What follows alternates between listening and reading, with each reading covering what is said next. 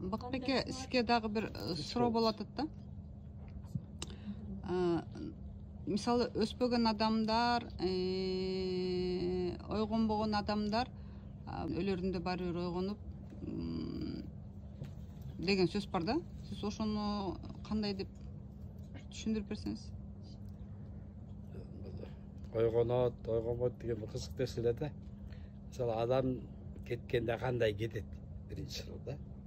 Каяка кетет? Экинчи суроо болуп калат да. Адам кеттерде эмне энергетиканы бул тирүү жашоосунда жараткан болсо, ошол жака кетет. Жаман энергия жараткандар сөз жаман энергия барып кабылат да. Жакшы энергия жараткандар жакшыга барат. Ар бир мындай как этап сыяктуу өйдө көтөрүлүп кетишет да. Анан кийин өлөрдүн алдында бардык адам эле сезет.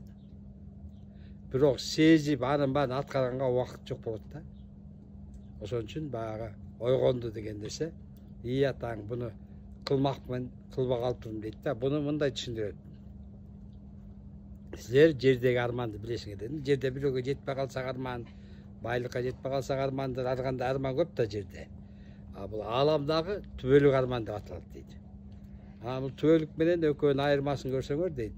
Мисалы түбөлүк арман дейт, сен жасап кеткен иш жасабай калган. Кара энергия жаратып койдуң да. Аны отработка кылып сен балдарың жасаш керек. Ошо келди да балдарың жасайм деп. Ошо балдарыңа сен жардам берейин деп эч жардам бере албайсың дейт. Ошондо сен аттыңай деп өкүнгөнүңдүн баары түбөлүк арманга айланат дейт да. Бул бизге ошо азыркыдай бир көзүрмем эмес. Наоборот, небереңди, небересин чечей возможно көрүп калышы ыктымал да. Пока баягы нерсе токтолмойнча. Мисалы мына каргыш дегенде ошондой болуп атпайбы?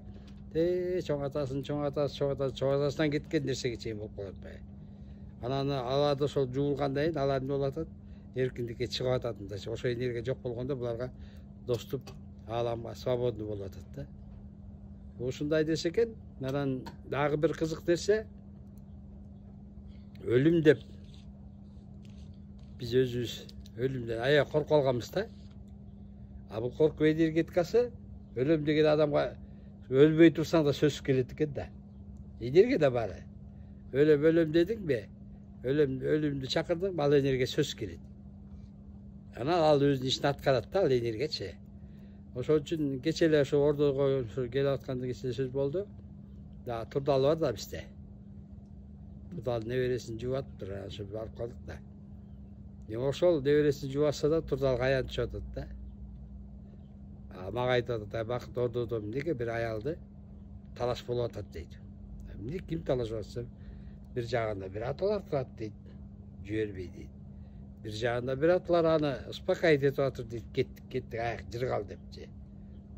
Эмне сен чечсин деп атыр дегендей кылды да. Анан ойлонуп калдым да, бул эми мындай да. Ошо ордого келген бирөө жан талаш болуп атат да. Ордодо биз тилек кылып атабыз аны үчүнчү. Аны кой бербей атабыз да. Ошол мындай болсун, андай болсун. Ал ошо энергия ошол иштеп атат. Анан анын өзүнүн жанагы немеси бүтүп калганда беркилер келди да, аталарычы. Аны кеттик деп атат. Коркпо, бас бияка кеттик деп атат да. Мен ошондо түшүндүм да. Бул адамдар кармап калат. Кээ бир адамдар деле мисалы бизде аянга түшкөндө апам мынча деле апам кыйналып атыр дегенде бизге чыгат кой берсин деп түшөт да. Кой берсин аны кыйнабай депчи. Анан акырын түшүндүрөсүн, кое бер аны кыйнабай. Неге кыйнайсың депчи.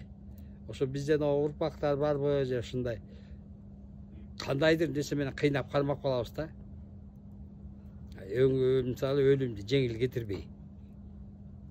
Чындап келгенде анан өлүм жок да. Мисалы сиз айтып аткан тияка барганда жан ушунчалык кубанат дейт да. Себеп дегенде өзү грамм болсо, бир грамм вестейт жан. Ал жанагы тонна жүктү көтөрүп жүр да, грамм үчүн биз аябай эле оорбуз да.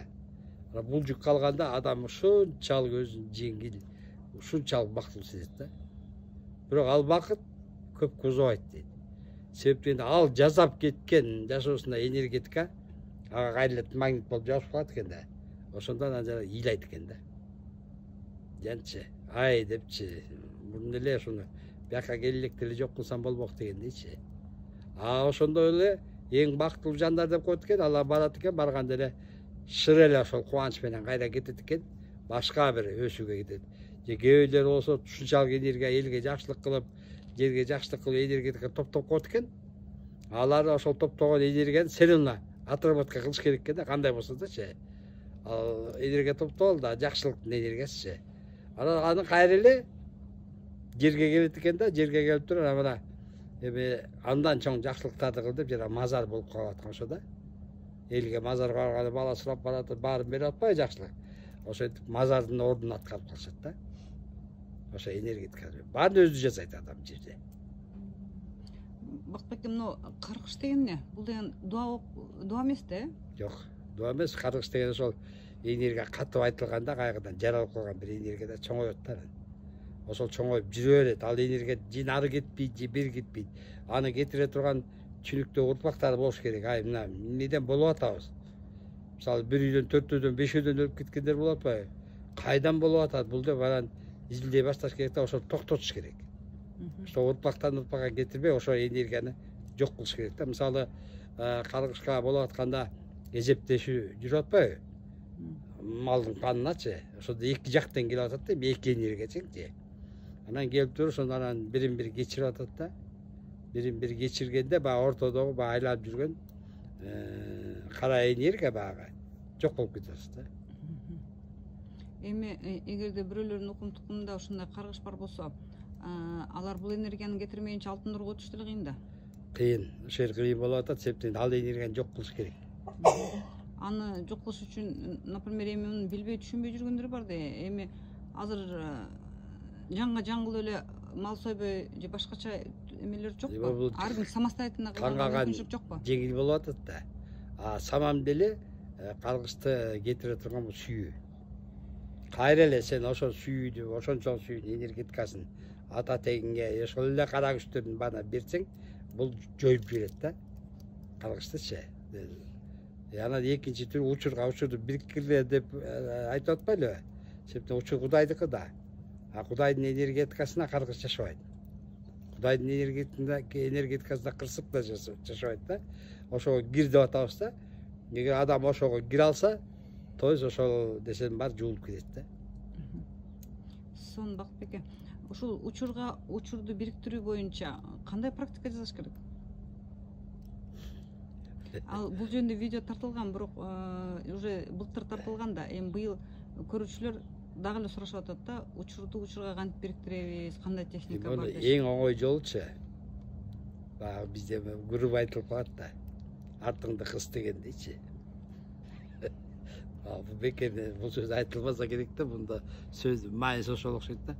Адам көзүн жумуп, ошо артын кысканда, ой менен көтөрсө автоматически күн дайыны көтөрүлөт да, асмангачы. То есть чокуда Кудайдын учуру бар. Ошол жерге бириктирип, ошол жерге топтоп, ошол жерде чоңоюп турган адам дагы ошону жаза бергенде адамда эмне болот? Төөз ачылып кетет. Адам төөз ачылгандан кийин бул Кудайга төөз жабык болуп атпайбы көпчүлүктүкүчү? Ал ачылгандан кийин бул түз байланыш болуп калат. Кудайдын энергетикасыначы. Ошо менен жүрүп калат да. Бүгүн акыркы күндөрү келип атканда мындай деп атпайбы? Азыр биз силерге жете албай атабыз, силерге жолуга албай атабыз дейт да. Жолугуш үчүн эмне кылышыңар? Биз жолугуш үчүн эмне кылабыз, силер жолугуш үчүн дегенде, силер бүгүнкү күндө немени чакырасыңар дейт да. Жанагы алмазный энергияны. Тунук алмазный энергия, бул өтө бийиктеги энергетика экен да. Анан биз оюбуз менен жазып өзүбүздү оюбузга бурап ошо алмазный энергияны улам чакырган сайын, алмазный энергиядагы цивилизация дейбиз жашоочулар менен биз байланышка чыга алабыз да. Алар бизди келип дарылай алат, бизди келип өстүрө алат, бизди карап улууга сүйрөй алат да, жетектей алат. Ошон үчүн алмазный энергия менен азыр ар бир адам иштесе болот да. Мен өткөндө айтканда эле тиги Темирбек шак эле үйлөп алды да мага кирип кетти деди. Эми булар сезет да сразу өздөрүчү. Ошону сиңирип, ошону кабыл алыш керек да. Ошону кандай кылышыбыз керек? Баардыгы мисалы сенин оюң кайда болсо, жан ошол жерде айтылат го. Бул чындыкта биздин ой ушунчалык магнит да. Азыр ошол жерде отуруп көздү жумуп о алмасты елестетіп алмастың энергиясыңыз сіздің ойыңыз түгел бар ошоға такалат. Мысалы күнді елестетсеңіз барлығы күнге такалат. А биздин ой энергияны тартат. Кайрачы. А эгер ошону отурукташ үчүн сиз ошон үчүн жана тунуу дегенче отуруп алган ошо энергетиканы тартып алган өзүңүзгө киргизип атпайсызбы? Бул ошо магнитти тартып келип өзүңүзгө жайгаштыруу да. Сон. Керемет. Рахмат Бакбеке.